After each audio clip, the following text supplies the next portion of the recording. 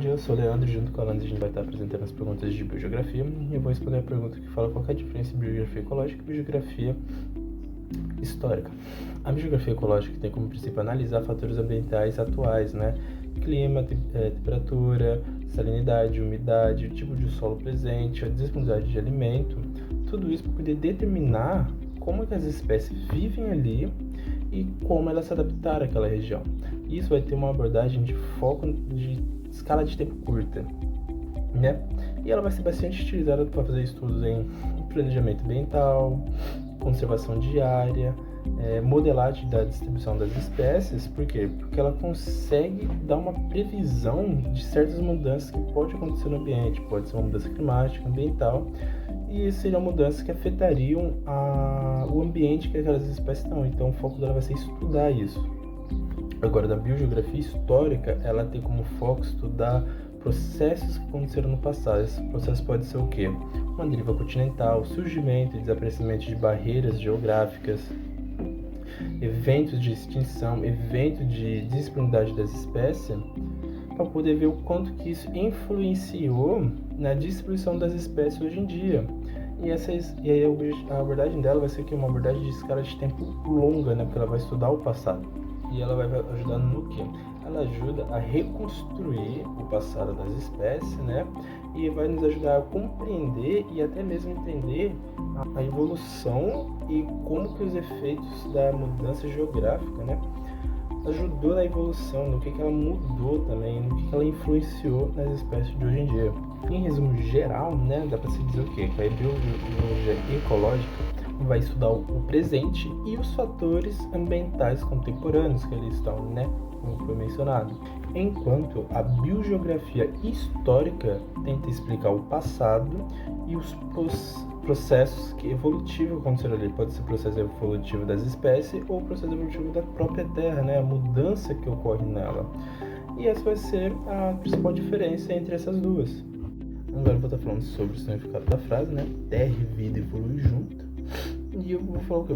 Que essa aqui é a ideia principal da biogeografia. Ela entende que a história da vida na Terra não pode ser separada da história da Terra, né? Do planeta Terra em si.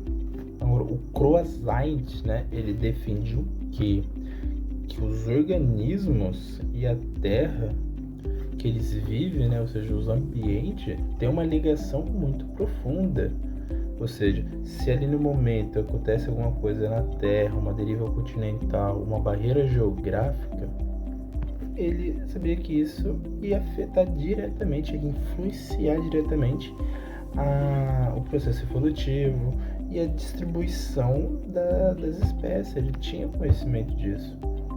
E do mesmo jeito, a evolução, né, e a diversidade acaba evoluindo junto, né, acaba influenciando o planeta. Pode ser nos ecossistemas, no clima, no solo.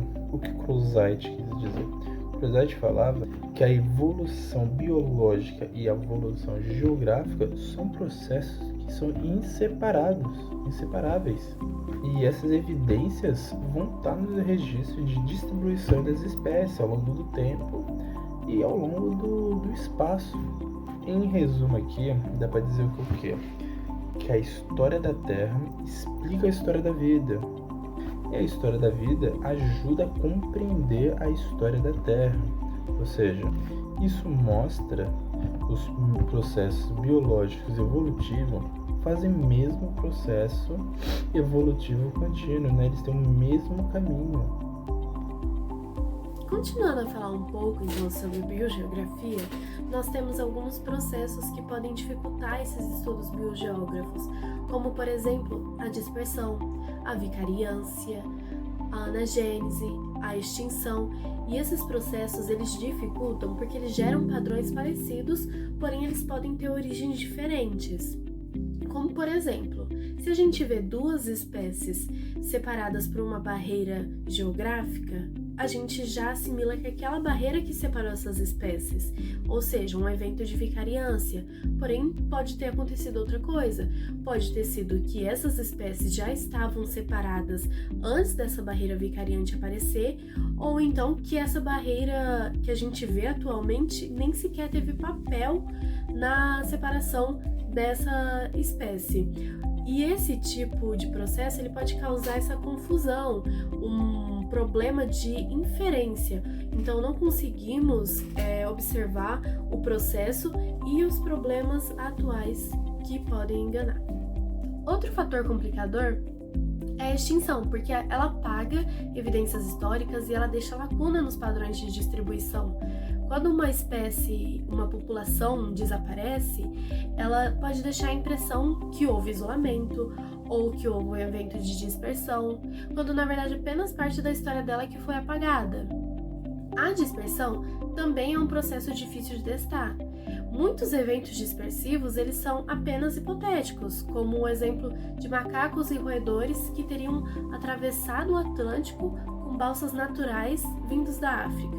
Isso porque é quase impossível encontrar evidências diretas desse tipo de acontecimento. Por fim, a complexidade temporal e espacial desses processos, ela também dificulta o tempo em que uma barreira surgiu, a velocidade em que as populações modificam, as mudanças ambientais locais e até eventos climáticos como glaciações ou mudanças no curso dos rios, elas também interferem na distribuição, mas são muito difíceis de reconstruir com precisão. Então, além da dificuldade que se enfrenta nos estudos com a falta de dados, uma das grandes dificuldades é interpretar corretamente o que os padrões atuais realmente significam. Então, foi isso que a gente gostaria de dizer e muito obrigada!